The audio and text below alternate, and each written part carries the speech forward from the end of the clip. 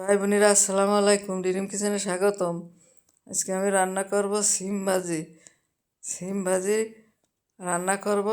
সিমগুলো ভালো করে সুন্দর করে কুটিয়ে ধুয়ে ধোয়া দিছি। সিম অনেক ময়লা টয়লা থাকতে পারে, বাইরের সিম, কিনে আনা সিম।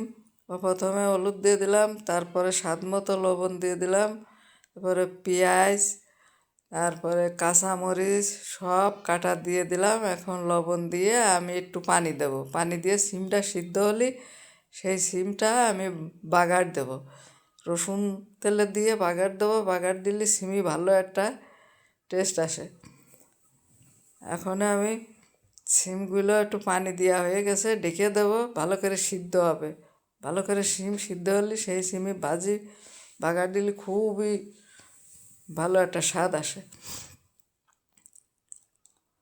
এখন সিমগুলো আমার প্রায় সিদ্ধ হয়ে এসে হালকা অর্ধেক হয়েছে, আরও হবে।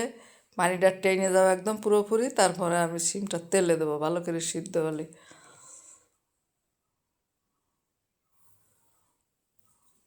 এখন আর একটু ঢেকে দেবো, দিয়ে ভালোভাবে সিদ্ধ হলে পানিটা টেনে গেছে। এখন আমি নামিয়ে নিয়ে তেলে দেবো। তেলে দেওয়া সিম, বাগার দেওয়া সিম খুবই সুন্দর সুস্বাদু হয়। এখন তেলটা দিয়ে দিছি প্যানে। তেলটা গরম হয়ে গেলে আমি দিয়ে দেব একটু মরিচ, শুকনো মরিচ, হালকা একটু গোটা জিরে দেব, আর দেব রসুন কুচি। শুকনো মরিচ দিয়ে দিলাম, গোটা জিরে দিয়ে দিলাম, দিয়ে এগুলো ভালো করে একটু ভাজা হলে আমি রসুন কুচি দিয়ে দেবো। ভাজা হয়ে গেছে, রসুন কুচি দিয়ে দিলাম, দিয়ে আমি সুন্দর করে নেড়ে ছেড়ে বাদামি কালার হলে আমি সিমটা ঢেলে দেব।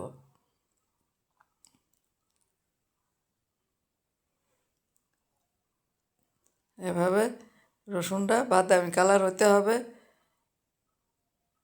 সিমগুলো খুব সুন্দর সিম ভাজে, এভাবে ভাজলে সিমিয়ারটা সুস্বাদ হয়।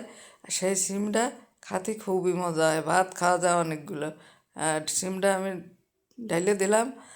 এখন বাগার দেওয়া হয়ে গেল। এখন নেড়ে ছেড়ে রসুন টসুন ওর সাথে মিশিয়ে গেলে সিমের সাথে আমি নামিয়ে নেব সিম ভাজি।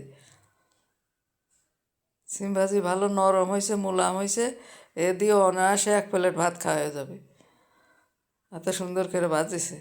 এখন আমি সিম ভাজিটা আমার রেডি। ভালো লাগলে সিম ভাজি যদি ভালো লাগে সাবস্ক্রাইব, লাইক, কমেন্ট, শেয়ার করে দেবেন। ফেসবুক পেজে ফলো দিয়ে দেবেন। ভালো থাকবেন। আসসালামু আলাইকুম।